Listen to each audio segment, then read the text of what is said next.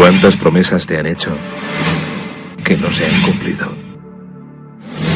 Yo no te prometo un gran sueldo. Te prometo un trabajo fijo. No te prometo que siempre sea como el primer día. Te prometo que nunca te faltarán las fuerzas. No te prometo que todos tus compañeros resistan. Te prometo que se puede llegar hasta el final. No te prometo personas importantes. Te prometo personas que no saben cuánto valen. No te prometo que vayan a hacer caso de lo que digas. Te prometo que querrás repetirlo una y otra vez. No te prometo la comprensión de los que te rodean. Te prometo que sabrás que has hecho lo correcto. No te prometo que te vayan a pedir ayuda. Te prometo que te necesitarán. No te prometo una decisión fácil. Te prometo que nunca te arrepentirás. No te prometo un trabajo perfecto. Te prometo formar parte de un proyecto inolvidable. No te prometo que siempre vayas a obtener resultados. Te prometo que tu trabajo dará mucho fruto. No te prometo que vayas a tener grandes lujos. Te prometo que tu riqueza será eterna. No te prometo que siempre vayas a poder ser valiente. Te prometo que tu amor será más fuerte que el mío. No te prometo que puedas acabar con el dolor, el sufrimiento y la injusticia. Te prometo que estés donde estés, llevarás esperanza. No te prometo el reconocimiento del mundo. Te prometo una palabra eficaz. No te prometo seguridades humanas. Te prometo la certeza de que has sido elegido. Y te prometo que alimentarás al mundo.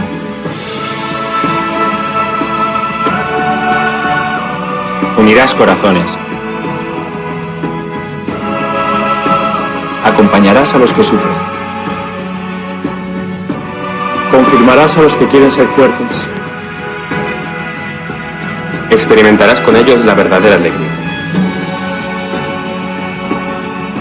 Sumergirás a los hombres en la verdad. Y serás sacerdote, testigo de Jesucristo.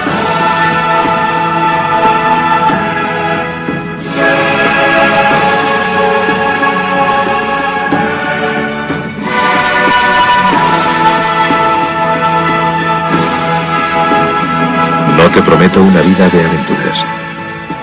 Te prometo una vida apasionante.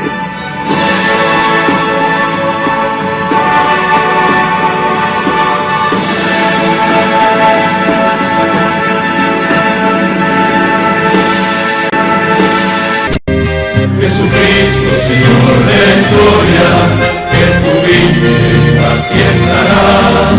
Sos presencia, esperanza y memoria. Sos el Dios de la vida hecho paz. Sos el mismo Jesús que estuviste junto al lago de Genesaret, y ante el hambre del pueblo exigiste, denle ustedes por Dios de comer. Quédate con nosotros, Jesús, que da miedo tanta oscuridad. No es posible morirse de hambre en la patria bendita del pan. Quédate con nosotros, Señor, que hace falta un nuevo Emaús. La propuesta será compartir como vos y en tu nombre, Jesús. Primitivo ritual de pastores, que fue luego banquete pascual, homenaje de nuestros mayores al Dios vivo de su libertad. Cena santa, signo y profecía, memorial de Jesús servidor, nueva alianza de la Eucaristía, que es misterio de fe y comunión. Quédate con nosotros, Jesús, que da miedo tanta oscuridad. No es posible morirse de hambre en la patria bendita del pan. Quédate con nosotros, Señor, que hace falta un nuevo Emaús. La propuesta será compartir como vos y en tu nombre, Jesús, Jesús.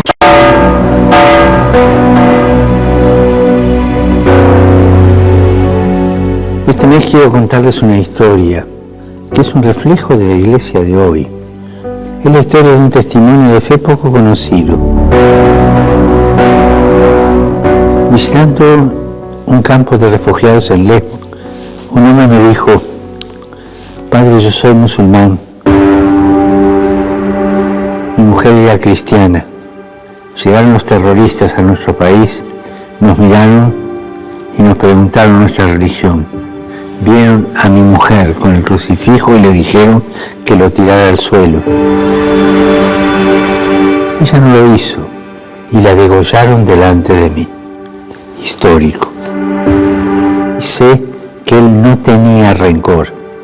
Se centraba en el ejemplo de amor de su mujer. Un amor a Cristo que la llevó a aceptar y ser leal hasta la muerte. Hermanos, hermanas, siempre habrá mártires entre nosotros.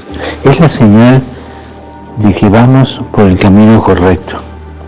Una persona que sabe me decía que hay más mártires hoy que al inicio del cristianismo. El coraje de los mártires, el testimonio de los mártires es una bendición para todos. Oremos para que quienes en diversas partes del mundo arriesgan su vida por el Evangelio contagien a la Iglesia su valentía, su impulso misionero.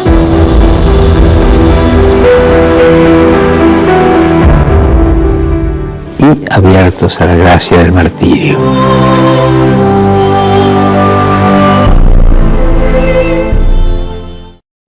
He sabido algo que me preocupa profundamente. Comprendo que lo guía una buena intención, pero me veo en la necesidad de llamarle la atención. Don Silvestre me mandó llamar para darme una queja.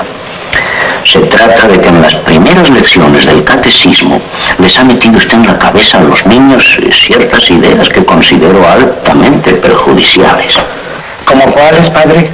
Pues les ha dicho a los chicos que hagan ver a sus padres que el esfuerzo de su trabajo debe estar en proporción al salario. Ah, eso sí. Que si cobran más que trabajan, que cobren menos.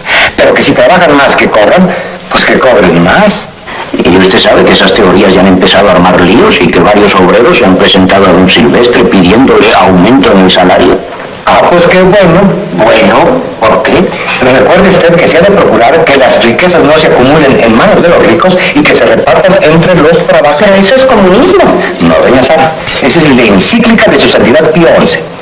Y su santidad Juan XXIII, en su encíclica, dice que los trabajadores deben ganar lo suficiente para tener un nivel de vida verdaderamente humano que les permita sacar adelante a su familia. Pero la forma en que usted lo enfoca puede traer problemas. Pues no lo creo, porque su santidad León XIII, allá por el año de 1891, ya lo decía en su encíclica, que el Estado debe ayudar a la clase proletaria, porque del trabajo y el esfuerzo del obrero salen las riquezas de los estados. Eso lo dijo hace un titipuchal de tiempo y no ha pasado nada. No, si es un error querer acabar con los ricos, hay que acabar primero con los pobres, padre. Eso no lo dice la encíclica. No, eso lo digo yo, porque acabando con la pobreza, pues habrá más equidad en el mundo.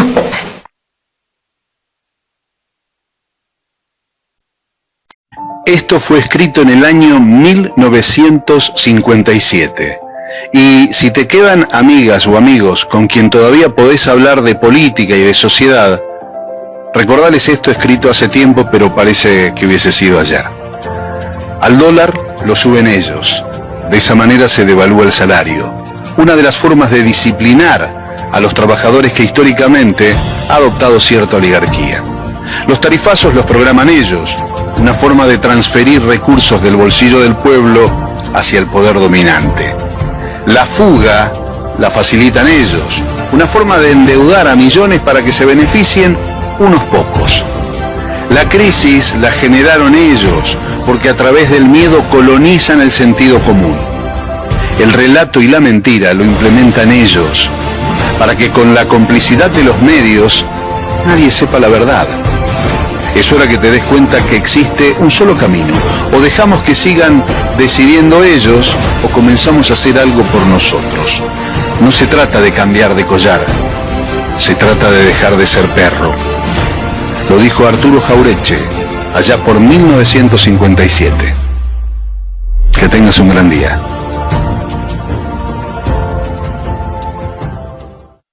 El peor analfabeto es el analfabeto político. No oye, no habla, no participa de los acontecimientos políticos. No sabe que el costo de la vida, el precio del poroto, del pan, de la harina, del vestido, del zapato y de los remedios dependen de decisiones políticas. enorgullece y ensancha el pecho diciendo que odia la política. No sabe que de su ignorancia política nace la prostituta, el menor abandonado y el peor de todos los bandidos, que es el político corrupto, mequetrefe y lacayo de las empresas nacionales y multinacionales. Indudablemente que el tiempo me ha hecho cambiar de opinión. Hoy creo que cometí un grave error. Yo debía haber decretado la movilización, comenzar por fusilar a todos los generales rebeldes y a todos los jefes y oficiales que estaban en la traición y dominar esa revolución violentamente como violentamente nos querían arrojar del poder. Si en este momento tuviera que hacerlo, lo haría. Porque ahora sé lo que entonces no sabía, que esa gente llegó para hacer el más grave daño que se le pudo haber hecho al país. Yo nunca pensé que pudieran haber argentinos tan poco patriotas que podrían haber conducido el país a donde lo han conducido. Por eso, después de estos 13 años, hoy me afirmo en la necesidad de haber exterminado al enemigo, porque no era el enemigo nuestro, era también el enemigo de la República. Corresponsal que está ahora en el Vaticano. Ahora sí, Pamela, ¿cómo te va? Buen día. Gallego, muy buenos días. Estamos junto al gobernador Axel Kicillof, que se reunió hace apenas pocos minutos, se reunió con el Papa Francisco. Estuvieron 40 minutos reunidos en una audiencia privada, un día muy especial, donde, bueno, entre todo el encuentro con el Papa también, bueno, se habló de los hechos, de lo que está sucediendo en nuestro país, de la ley bases que se acaba de aprobar, bueno, y de los conflictos, de la represión que hubo en nuestro país. Gobernador, muy buenos días, gracias por recibirnos. Sí, buenos días a todos, a todas. Bueno, se reunió con el Papa Francisco justo, bueno, en un momento muy conflictivo en nuestro país, donde hubo represión, se acaba de aprobar la ley bases. ¿Pudo hablar algo de esto con el Papa? Mira, estaba ocurriendo mientras estábamos reunidos prácticamente, porque sería a las 4 de la mañana de allá, o era muy reciente, muy tempranito acá, a las 8 y pico estuvimos por ahí por el Vaticano. La verdad que una muy buena reunión. Nos dedicamos más a hablar de la cuestión estructural, social, lo que se está viviendo en la Argentina, algunos elementos de la situación internacional. La verdad que un encuentro para mí muy importante. En lo personal termina siendo simbólico, aunque no fue premeditado que coincidiera con el día del tratamiento, la noche del tratamiento de la ley, pero fue un encuentro que estábamos hablando de las consecuencias de esta ley de alguna manera y de lo que viene ocurriendo en los primeros 6 meses de mi ley. La verdad que lo vi al Papa atento, informado, como siempre, y la verdad es mi primer encuentro con el Papa. Yo no lo conocía a él en persona, no siendo Papa tampoco, así que la verdad que muy cálido, muy afectuoso y muy preciso, ¿no? Con las definiciones, lo que tiene que ver con un Estado, un gobierno, la política de tenderle la mano a los que más necesitan. Insistió mucho con eso, también en los presentes que nos intercambiamos. Me dio uno que dijo que había pensado especialmente, que dice amar y ayudar, que él lo ve como una cuestión obviamente de su predicamento, pero también como acción de gobierno. Lo que estamos observando, esta es una reflexión personal, es que exactamente lo contrario a lo que pasa con un gobierno nacional, que es un gobierno no ausente, sino un gobierno desertor de sus funciones, de sus obligaciones, y cómo desde el gobierno provincial, municipal, está teniendo cada vez más intensidad en escuelas, por supuesto en hospitales, lo que es salud y educación, pero también en comedores escolares. Le comentaba a Francisco que hoy el programa más importante alimentario que hay en la provincia de Buenos Aires perdón, son los comedores. Tranquilo. Perdón. No, tranquilo. Mientras tanto... Son los comedores escolares. Nosotros tenemos el programa de comedores escolares, pero también el programa Mesa, que consiste en que 2 millones de familias, más de 2 millones de familias, reciben un complemento para la alimentación. Y eso lo sostiene la provincia, y son fondos que recibíamos de Nación y se abandonaron. Pero después, para que vean la magnitud nosotros estamos invirtiendo 60.000 millones por mes aproximadamente en comedores escolares, y para todo el año el presupuesto nacional dice 57.000, es decir, son más de 12 veces menos para todo el país, y la ejecución es cero. Terrible. Bueno, además, gobernador, ahora vamos a hablar se lo paso al piso al gallego que lo va a escuchar, pero antes, bueno, justamente un modelo, el que tenemos ahora en nuestro país, que va totalmente en contra de la Iglesia y del pontificado del Papa argentino, del Papa Francisco, una vez que tenemos, una vez en la historia, un Papa argentino, que es la justicia social, la bandera de su pontificado. Sí, me entregó como un presente, Laudato Si, Fratelli Tutti. Nosotros justo después de eso estuvimos una reunión extensa con Tucho, que era anterior arzobispo de La Plata, bueno, anterior ahora, hablando precisamente de esas ideas del Papa. Es alguien con el que yo intercambié mucho y trabajamos juntos cuando él estuvo en La Plata, que coincidió con todo mi primer mandato, y luego se vino para acá, para el Vaticano, donde tiene un cargo importantísimo. Pero lo que queda claro es que las enseñanzas, el posicionamiento del Papa, sí, esto es mi opinión personal, pero creo que es muy claro, está en las antípodas de lo que está ocurriendo y vemos qué pasa desde que asumió Milei. Gobernador, lo está escuchando el gallego Lorente en el piso. Axel, ¿cómo te va, Antonio Fernández? ¿Todo bien? ¿Vos? Bueno, a ver, uno habla, ayer se aprobó la ley bases y la Argentina va a ser un país donde se van a ir todos los recursos naturales. Vos venís con 200 millones de dólares, te llevas lo que vos querés y a los 4 años no pagás más nada. Sí, yo hablaba de eso, de que de tener una riqueza en términos de recursos naturales como la que tiene la Argentina, puede leerse, mira, estoy medio papal acá, como una bendición para el país, pero lo mismo puede decir alguien de los diamantes en Sudáfrica, o puede decir de la plata en la mina de Potosí. La verdad es que tener los recursos da una ventaja si esos recursos se extraen y se explotan a favor del interés nacional y del bienestar del conjunto.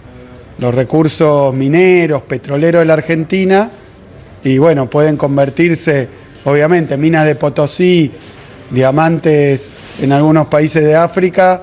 Uno conoce la cruenta historia que consistió, para sintetizar, condiciones miserables de vida para quienes trabajan en la explotación de esos recursos, y que nada de esa riqueza repercuta o quede o juegue para el interés nacional. ¿Qué sería eso otro?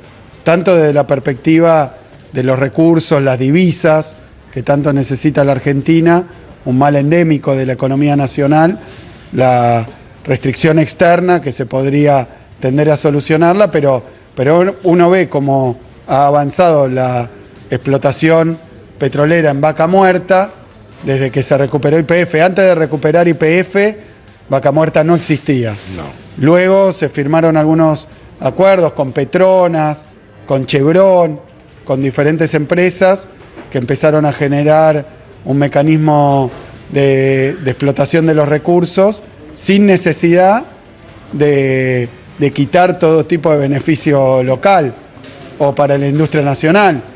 Ahora, esas inversiones que ya están programadas, se habla de triplicar más o menos la producción petrolera en poco tiempo, sin el RIGI.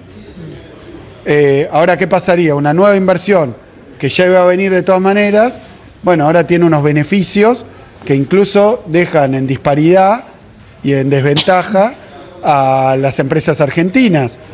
Se puede importar todo, es decir, que para la provincia de Buenos Aires, que es motor productivo industrial de la Argentina, que buena parte de los bienes de capital que se utilizan para la producción petrolera surgen de la industria bonaerense, y ahora tendría beneficios y ventajas traerla importada de afuera.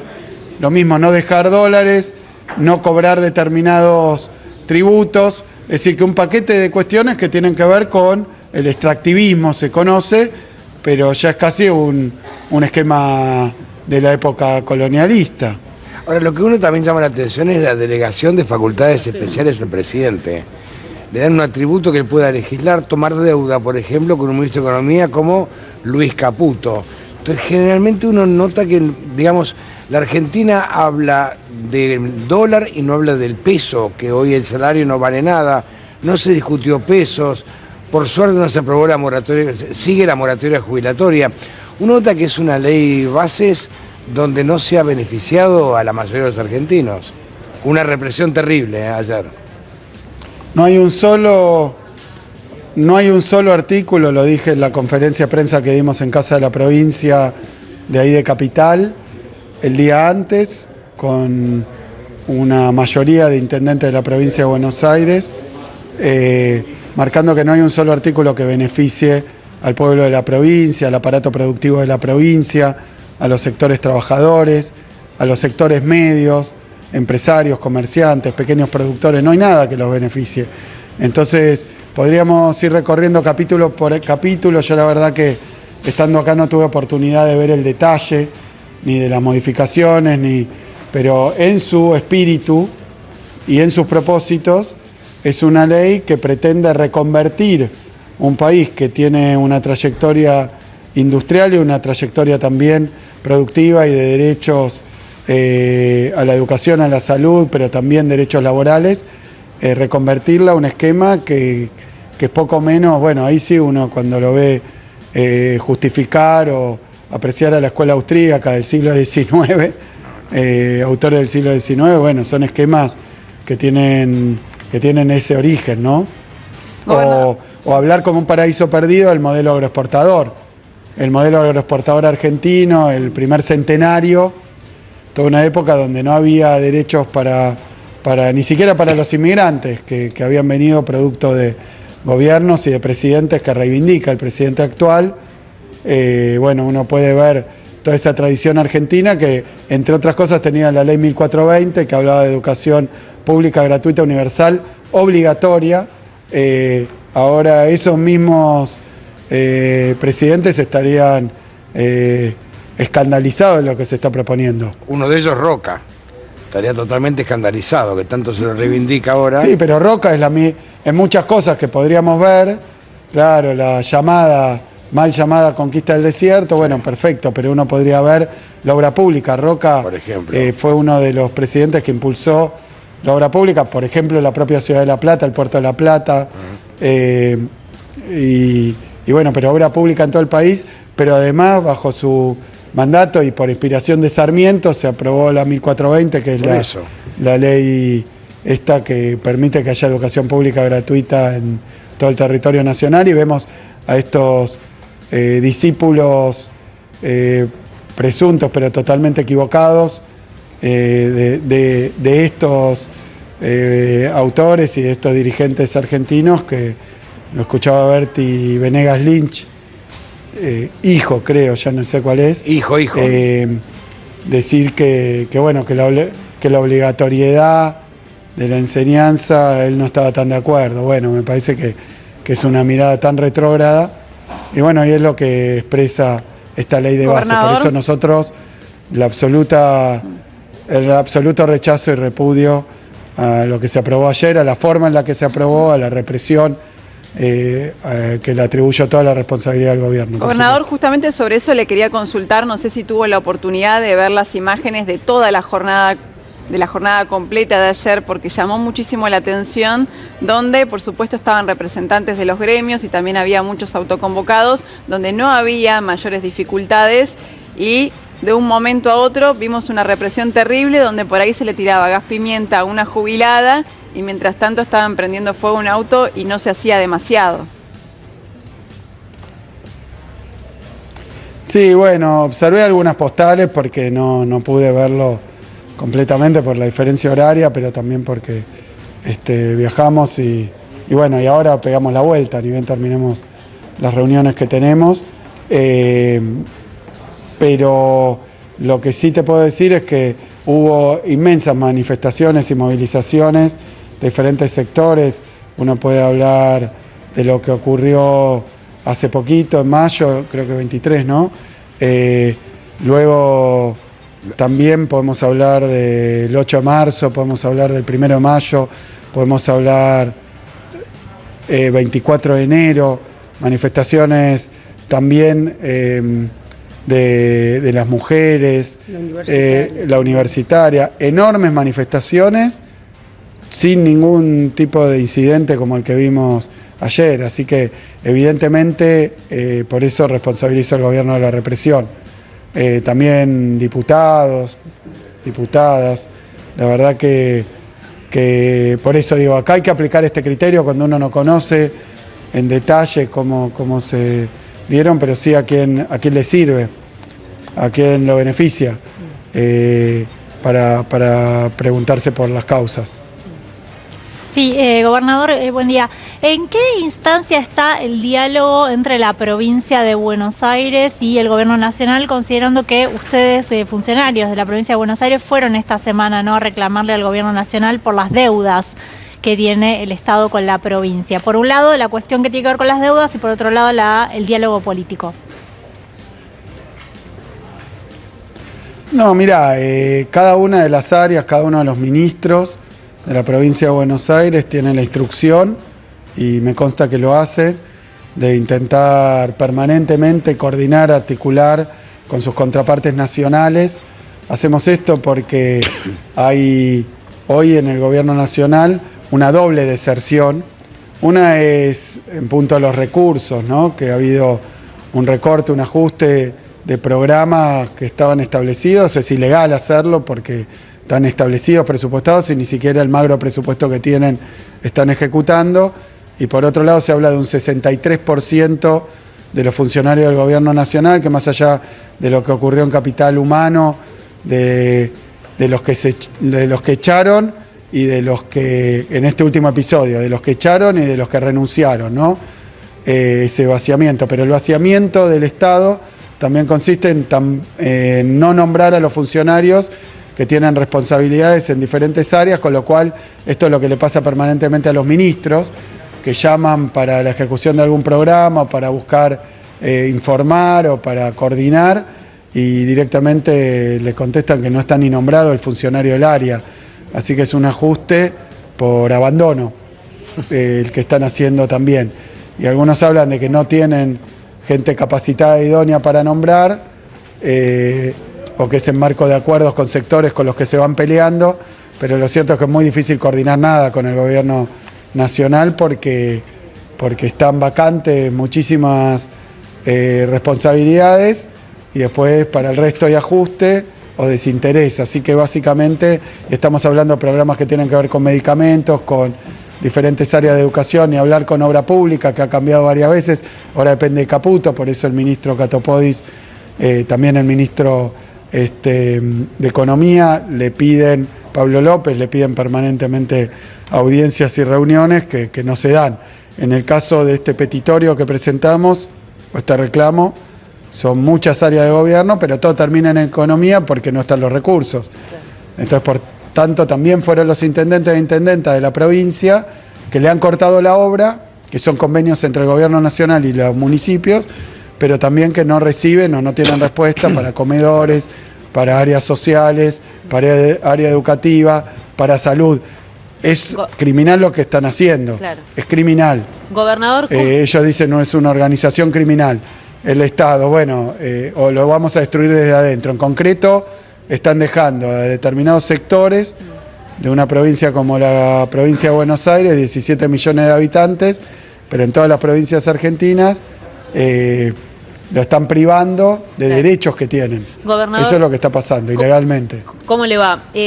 Me quedo preocupada respecto a lo que estaba marcando hace un rato, ¿no? La aprobación del RIGI y la libre disponibilidad de dólares a partir del 4.º año. Digo, usted sabe que a partir de 2025 los vencimientos de deuda, ya sea con el fondo, acreedores privados, etcétera, comienzan a acumularse. Digo, ¿cómo la Argentina, además de buscar crecer y acumular reservas, va a pagar esa deuda si justamente la explotación de los sectores estratégicos mediante este RIGI hace que se la lleven toda?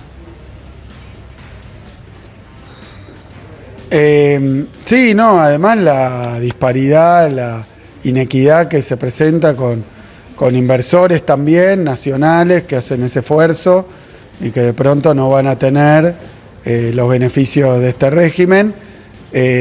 Así que bueno, muchos interrogantes, pero es un modelo que me parece que intentan instaurar en Argentina, donde no hay derechos para los laburantes, no hay derecho para los sectores mayoritarios, no hay derecho para los sectores medios, atacan la universidad, atacan todos los medios de mejora, de bienestar y de ascenso social, y como contrapartida para los grandes empresarios extranjeros es el viva la pepa.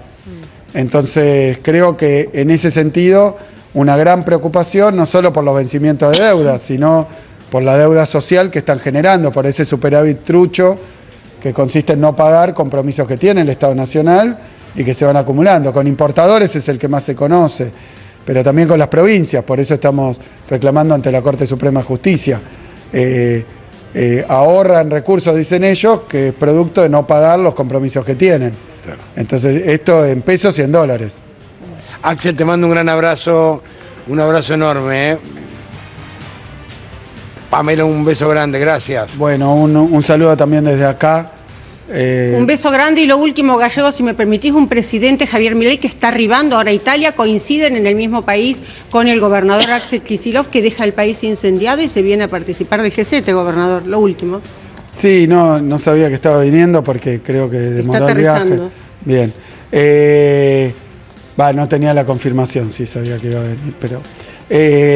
no, ¿qué puedo decir? Espero que alguna vez que tenga una reunión o algo venga para traerle algo a los argentinos y argentinas y a la provincia de Buenos Aires, porque es su papel. Él creerá que es distinto, que el Estado hay que destruirlo. Él es el Estado personificado como Poder Ejecutivo. El Poder Ejecutivo en la República Argentina es unipersonal. Él es parte del Estado, él es el Estado y está democráticamente electo para cumplir con la Constitución Nacional, que habla de nuestra soberanía, que habla de derechos, y bueno, eso es lo que está incumpliendo. Son cuestiones no optativas para un presidente, más allá de que él tenga una ideología contraria a todo esto, tiene obligaciones. Por eso es importante destacarlo y esperemos que pare con estas políticas tan perniciosas. Gracias, gobernador. Muchas gracias, Gallego. Muy bien, muchísimas gracias, un abrazo fuerte, muchísimas gracias.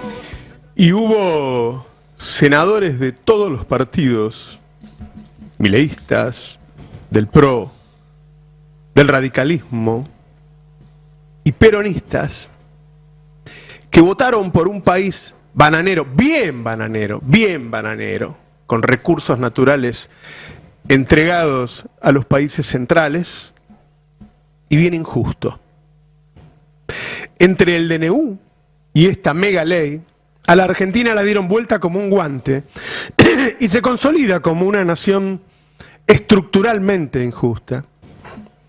Solo por hablar del empleo, al eliminar las multas por trabajo informal, iremos hacia un Estado latinoamericanizado, seguramente con más del 70% de empleo no registrado. Ahora, cuando un empresario vaya a tomar un empleado, sabe que le da lo mismo tener en blanco que en negro, porque si lo agarran teniéndolo en negro, no le van a cobrar ninguna multa, solamente va a pagar lo que paga el que tiene sus empleados en blanco. Va a tener que ser muy generoso y con una moral muy alta el empresario que decida directamente ponerlo en blanco, sabiendo que no le conviene. Y los empresarios ponen una empresa para ganar plata, ¿viste? Con lo tanto, todos los senadores que han votado eso, como ante los diputados, saben que vamos a marchar hacia un país con el empleo en negro que tienen Perú, Ecuador u otros países latinoamericanos. El RIGI entrega nuestros recursos y los dólares irán derecho al exterior, sin permitirnos dar vuelta a una ecuación histórica de restricción externa. Es decir, van a poder dejar los dólares afuera, no van a entrar acá, los dólares de nuestros recursos, y además ya no prima más el autoabastecimiento. Antes decías, bueno, primero los recursos para el país, a un buen precio para que nuestras empresas se desarrollen, nuestra industria, y lo que sobra lo exportamos. Ahora no. Ahora podemos exportar todo, y si alguien quiere un poco de gas y de electricidad, de petróleo acá, bueno, lo va a pagar lo mismo que un europeo. No sé si algún país africano tiene reglas tan entreguistas, pero eso votaron los senadores ayer. El mismo RIGI, junto con el DNU, permite exportar todo y no asegurar el autoabastecimiento. Los diputados que consulté me dicen que es casi seguro que los cambios del Senado no valdrán nada, que fue todo teatro para la galería, que se va a consolidar el dictamen de diputados. Cerca de Pichetto dicen que por ahí un par de cosas del Senado las dejan. Ahora escuchemos a uno de los protagonistas, uno de los que sabe, lo que está en la cocina de cada una de las negociaciones. ¿Viste cuando se juntan los jefes de bloque? Bueno, ahí está el jefe del bloque más grande, Amayans. ¿Y qué dijo Amayans sobre esto? A ver. Porque como dijo Anabel acá, yo no me engaño con este cambio que quieren hacer. Porque ahí Karina lo ha dicho ya a ustedes, bueno, hagan todos los cambios que quieren y después lo vamos a reventar ahí en diputados. Miren cómo está mirando para otro lado, como riéndose. Porque eso es lo que va a pasar. Eso es lo que va a pasar, por eso no creemos. No es una persona de fiar. Entonces no le podemos dar poderes absolutos a esta persona. Es decir, fue toda una gran simulación. Los senadores que dieron quórum, que levantaron la mano, y que después dijeron, no, esto no puede ser y lo voy a cambiar, te estaban mintiendo. Son grandes simuladores. Si hay algo que prima en la política argentina, y por eso hay una antipolítica gobernando, porque la gente ya le sacó la ficha a la mayoría de los políticos, lo que prima es la mentira. Y el gran mentiroso de la jornada, sin duda, fue Lustó. El gran mentiroso de la jornada, que hizo un teatro enorme al estilo de Loredo, pero dio el quórum para que esto ocurra, ni hablar de los peronistas. La novedad es el protagonismo de Villarroel, una fascista confesa, amiga de Videla, tan amiga que le presentaba después a otras amigas, que al definir puso las luces sobre ella. Quiero que veamos un momento en una discusión entre Villarroel y Guado de Pedro, la hija del genocida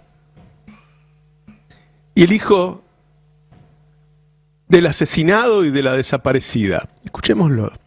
De Pedro, esa moción de orden no existe. Si alguno quiere retirarse para ir a chequear la situación, puede hacerlo tranquilamente. Mire, usted no puede decir, usted no me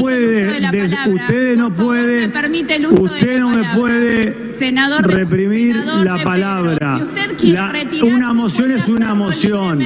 La moción existe si un senador la puede hacerlo libremente. La sesión va a continuar como corresponde. Expresa, yo expresé una moción, si expresé la moción, la moción retirarse puede hacerlo libremente, nadie se los impide.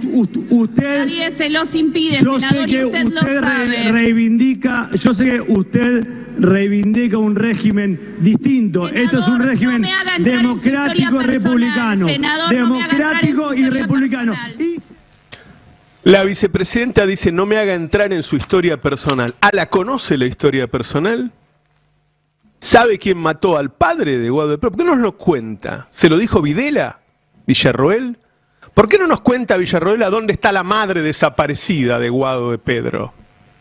Hemos llegado a la inmoralidad de que la hija de un genocida se ría, se burle del hijo de una desaparecida. Eso pasó ayer. Seguramente Bullrich no hubiera podido armar lo que armó, pero la CGT no fue.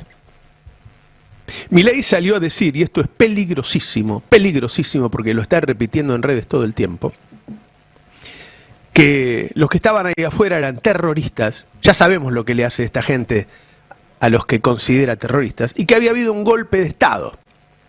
Muy preocupado no estaba porque inmediatamente se fue a Europa, pero dejó sentado eso y lo siguió tuiteando. El establishment venció con su ejército de políticos entreguistas a un kirchnerismo a la deriva y sin líderes, que no puede ya frenarlos. Hoy los mercados serán una fiesta, ya están subiendo en la previa una barbaridad, lo que te demuestra quién ganó. Milei ganó tiempo y gobernabilidad, aunque para él no signifique nada porque la rifa cada rato. Digo, no sé cuánto va a durar Milei, que seguramente caerá en algún momento enredado en su propia torpeza, pero el RIGI quedará 30 años. Un tiempo suficiente para entregar todos los recursos estratégicos que la naturaleza nos otorgó. La dictadura nos dejó la reforma financiera, Macri nos dejó la deuda y Milei el despojo de los recursos. No es el fin del país. Hoy, con los cambios tecnológicos, si vos aportás a la ciencia, a la tecnología, puede venir un nuevo gobierno y mejorarnos la vida aún sin esos recursos. Pero cuando vos sacás gas hoy, en vez de dárselo a barato a la industria y a tu población, y después exportarlo y que entre los dólares y solucionar nuestro problema de falta de dólares y de falta de empleo y de falta de desarrollo, eso no va a suceder. Acá, en este país, hay una mitad entreguista y la otra mitad de la política ensimismada en una lucha interna. El país se levanta si empezamos a apostar por dirigentes jóvenes, honestos, luchadores, sinceros, que no se vendan por 30 monedas ni le mientan al pueblo. Hay que barajar y dar de nuevo, porque si seguimos haciendo las mismas cosas, seguiremos teniendo los mismos resultados. Es una sensación de impotencia y de bronca, y también tristeza. Esto es un escándalo, y si no lo decimos claramente y marcamos quiénes estamos de este lado, porque hay que frenar que Milei siga usando con prebendas al Congreso a su favor, porque lo que se vio es que con un voto más la ley se caía, con un voto más de rechazo la ley se caía. Lo digo para la gente que está escuchando, esto fue un empate, salió 36 a 36. Desempató la defensora de Videla, Villarruel, pero si salía con un voto más negativo, la ley se caía. Para construir una mayoría el año que viene, para que legislativamente Milei no pueda hacer lo que hizo ayer, y en el 2027 que se vaya, y poder tener nosotros un presidente o una presidenta propia. Realmente, como todos, muy sorprendida, yo diría hasta triste. Buen día, Julia. Buen día, Víctor Hugo. Si fuera tristeza, ¿por dónde empieza esa sensación? Yo creo que es una sensación de impotencia y de bronca, y también tristeza, porque finalmente hay muchos que llegaron a la Cámara de Senadores, en este caso, no con los votos de Milei. No es que votaron a favor de Milei y también lo votaron a Cuéllar, por citar un caso muy concreto, senador de Entre Ríos, que arregló su voto, aparentemente a cambio de el directorio en Yacyretá, de tener directores en Yacyretá.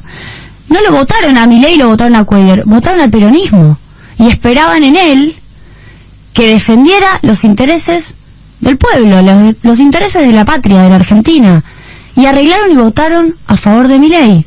Y puedo citar varios casos así. Uno distinto es el de Crexel, que viene de una provincia en particular, pero que arregló una embajada en la UNESCO. Y esto es un escándalo, y si no lo decimos claramente y marcamos quiénes estamos de este lado, teniendo una postura coherente, con convicciones, los 33 diputados de Unión por la Patria, yo digo, el kirchnerismo, el tan vapuleado kirchnerismo, votó en contra, y los 99 diputados, los 33 senadores de Unión por la Patria y los 99 diputados de Unión por la Patria votaron en contra. Y después tenés una enorme cantidad de grises que fueron arreglando con el gobierno. Y esto es lo que me parece que hay que identificar. Hay una oposición, esa es la oposición. Esa es la oposición a Milei. Luego tenemos los que le prestan los votos. Pichetto, ¿qué va a hacer cuando vuelva la ley? La va a votar a favor. Lo digo porque hay muchos adentro del peronismo que identifican en Pichetto una alternativa. Peor aún, dicen que bien Pichetto, cómo construye mayorías adentro de la política y dentro del periodismo también. Bueno, Pichetto está a favor de la ley. ¿Cuál va a ser nuestra propuesta de cara a la sociedad que hoy está triste, está amargada, está resignada? A mí tengo el celular lleno de mensajes diciéndome, Julia, ¿ahora qué hacemos? Bueno, la propuesta es consolidar al espacio político que está defendiendo los intereses de la patria, que es que es el vinculado a Cristina. Hoy Cristina hizo un tuit a la mañana que me pareció muy bueno, poniendo, ¿qué pasaba si las dos mujeres que iban abajo de los candidatos a senadores de Entre Ríos en realidad encabezaban? ¿Qué pasaba si era la inversa? También poniendo en discusión el tema de género. Seguramente hubieran votado en contra, dice Cristina. Seguramente hubieran votado en contra de la ley. Así que lo que yo tengo para decir es un mensaje de mucha bronca, comparto la bronca. Ayer fue muy violento lo que pasó en el Congreso, el gas pimienta no te deja respirar, te hace correr, obligadamente la gente se tuvo que correr, violentaron a jubilados y jubiladas, personas mayores, muchas personas mayores que estaban en la puerta del Congreso, pero también un mensaje de esperanza y fuerza a quienes votaron a la boleta de Unión por la Patria. Que vean que hay 33 senadores que votaron en contra y que hay 99 diputados que votamos en contra, que ahora vamos a sostener esto cuando vuelva la ley, más allá de que no se pueda rechazar, y que ese es nuestro planteo. Y tenemos que agrandar esta mayoría legislativa del año que viene, porque hay que frenar que Milei siga usando con prebendas al Congreso a su favor, porque lo que se vio es que con un voto más la ley se caía, con un voto más de rechazo, la ley se caía. Lo digo para la gente que está escuchando, esto fue un empate, salió 36-36, desempató la defensora de Videla, Villarruel, pero si salía con un voto más negativo, la ley se caía. Y ahí tenés el efecto de comprar gente. Al volver a diputados, ¿qué pasa? Ahora, desde el punto de vista de las probabilidades en juego. En primer lugar, aclaro algo. Diputados no puede rechazar. Esto es algo importante en términos constitucionales. Diputados puede aceptar los cambios del Senado o insistir en la redacción original porque es Cámara de origen. ¿Bien? Es decir, está claro que Unión por la Patria vamos a votar en contra, pero las opciones de la Cámara de Diputados no es rechazar la ley, porque el diputado ya la aprobó. Senado hace cambios, vuelve a diputados. Puede aceptar esos cambios. Digo, uno podría decir algunos salvatajes que de última ayudan o alguno lo deja más tranquilo, el caso de Aerolíneas Argentinas, el caso de Radio y Televisión Argentina, por decir algunos casos de salvataje, no salvaron los trenes, no salvaron Correo Argentino, agregaron algunos organismos al salvataje como el Banco Nacional de Datos Genéticos, la Comisión Nacional de Energía Atómica, pusieron una cosa a mi criterio muy testimonial, 20% de componente nacional en el régimen de grandes inversiones.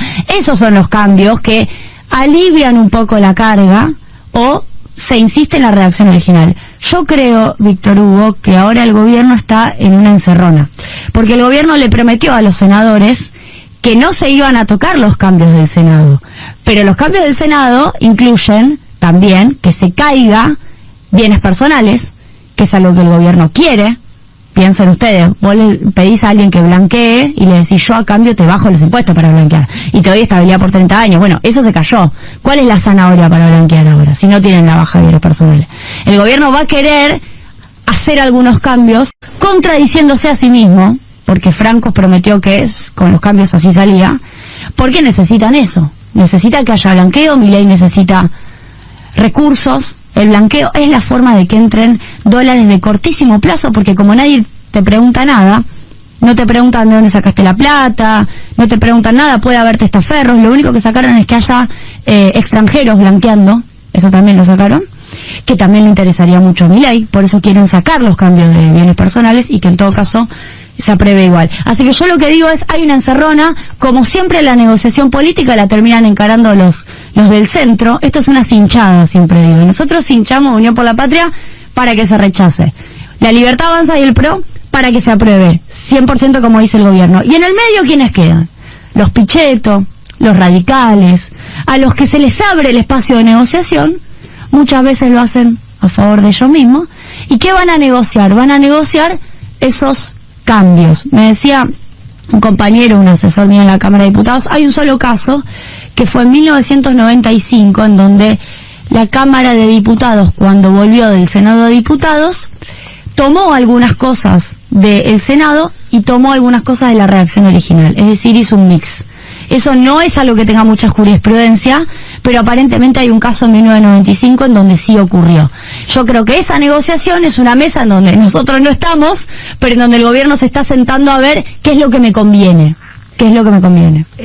Diputada, claro entonces, porque la gente va a esperar, bueno, ahora se va a rechazar. No, ya está aprobado. Ya está aprobada la va ley. A ser ley.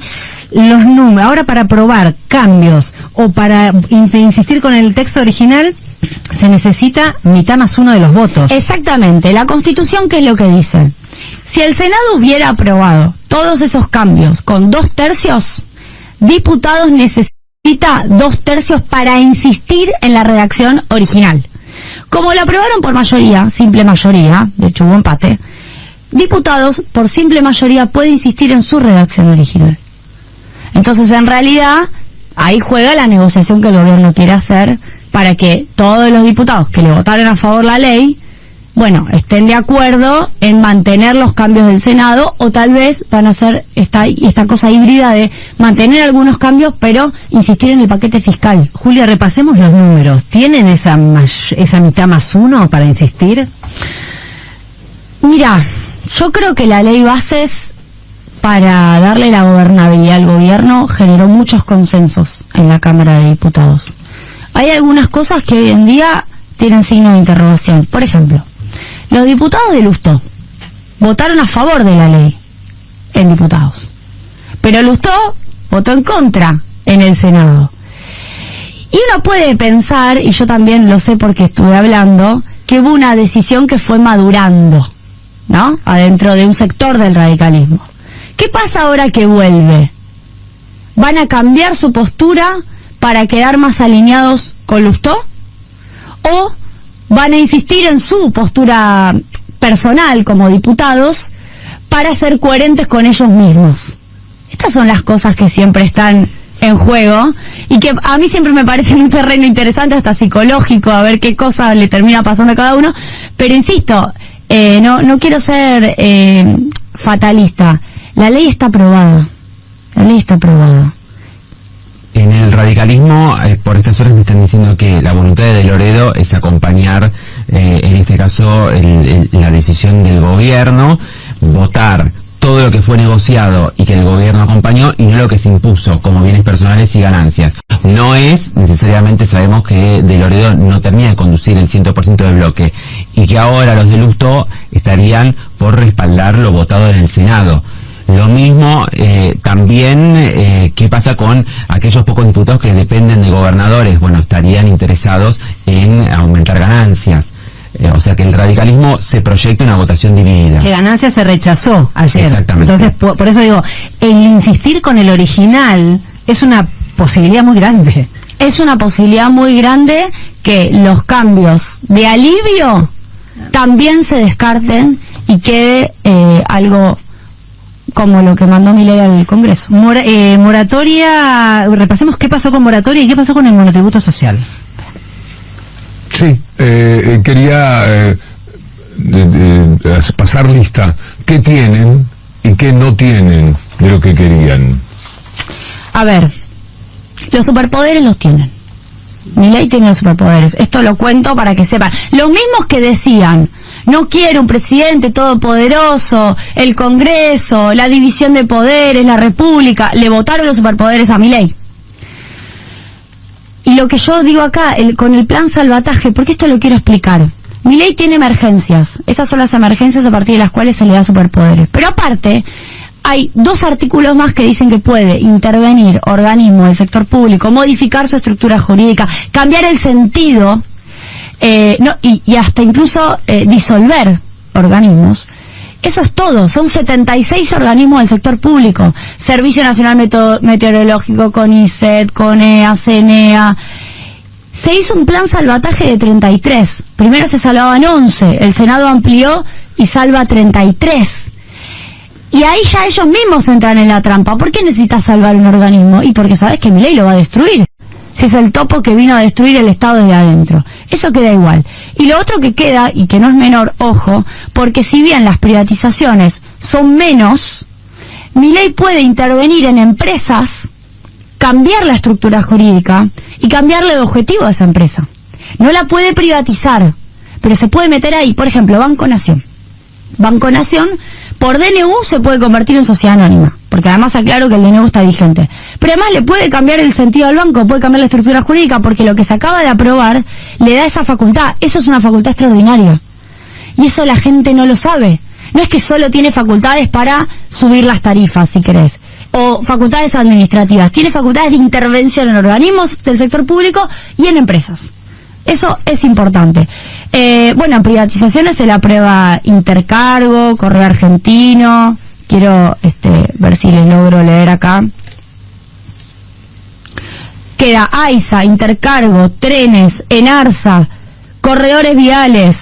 Nucleoeléctrica Argentina, sociedad anónima, Atucha, queda como privatización parcial.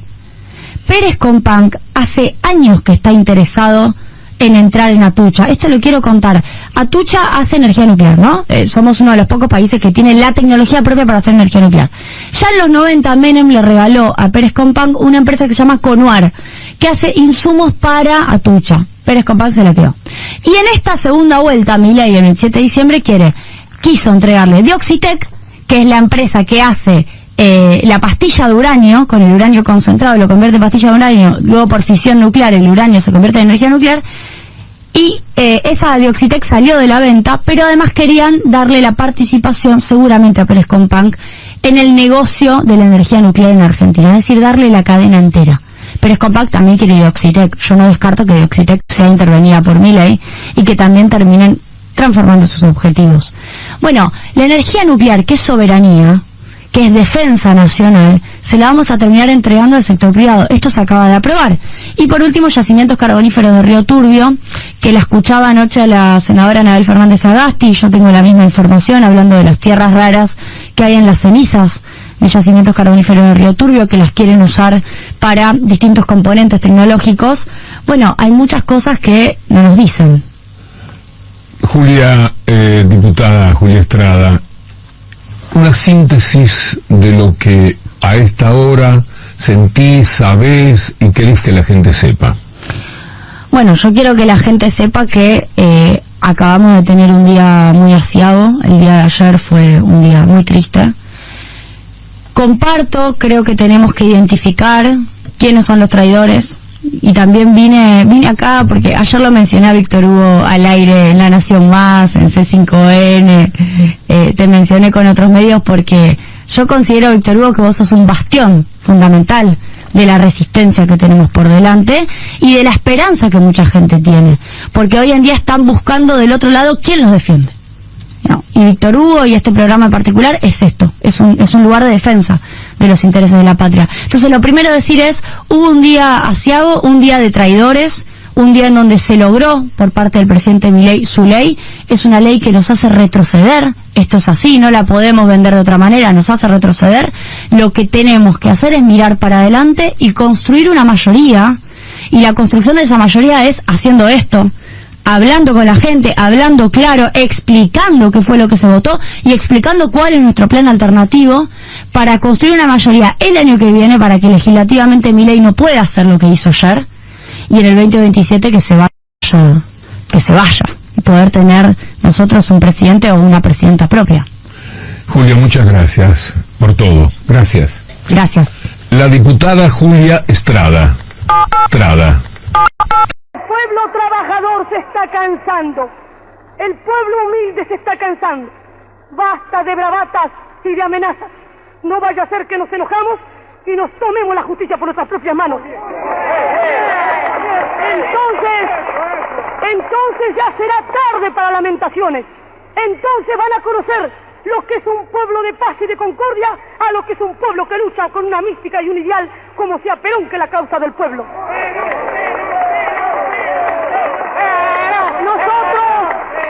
Nosotros predicamos la paz, nosotros predicamos la concordia, pero así como dije yo en un discurso en Europa, es inútil hablar de paz. Cuando me preguntaron, ¿qué opina usted de la paz, señora? Es inútil hablar de paz, es inútil vivir, cerrar los ojos a la realidad. No habrá paz en el mundo mientras no desaparezcan las odiosas diferencias sociales. No habrá paz en el mundo mientras los obreros sean carne de cañón en la guerra y brazo de trabajo en la paz.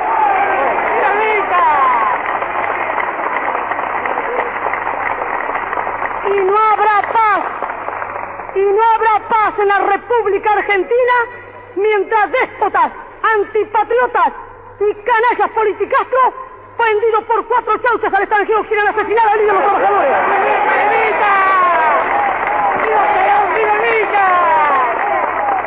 La consigna de la hora, estar alerta. Cada descamisado ha de ser una célula, pero una célula de la patria y no una célula del comunista que trabaja para Stalin.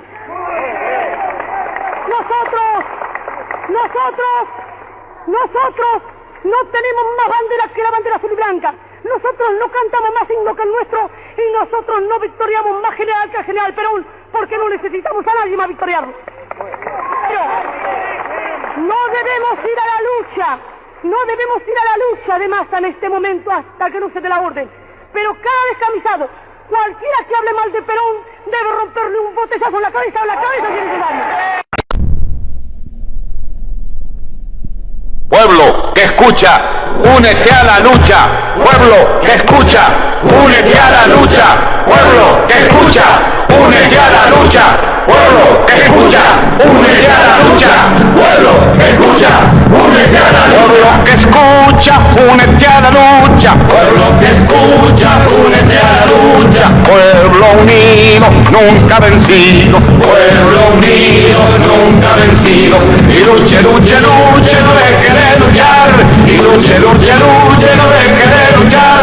Por un canto de obrero, obrero y popular. Y luche, luche, luche, no deje de luchar. Pobre el pobre que no luche, siempre callado nomás. Le han de robar su guitarra, nunca más ha de cantar. Y luche, luche, luche, no deje de luchar. Y luche, luche, luche, no deje de luchar. Por un canto de obrero, obrero y popular. Y luche, luche, luche, no deje de luchar. Pueblo que escucha, únete. Cosas tiene mi pueblo que no las puedo callar. Cualquiera viene y le ofende y él calladito nomás.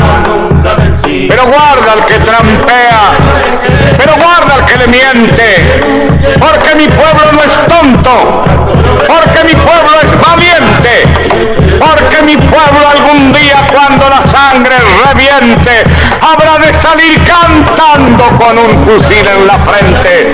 Y entonces no habrá más niños durmiendo bajo los puentes, ni obreros, ni campesinos, siempre apretando los dientes, porque mi pueblo es de machos y nadie me lo desmiente. Y luche, luche, luche, no deje de luchar. Y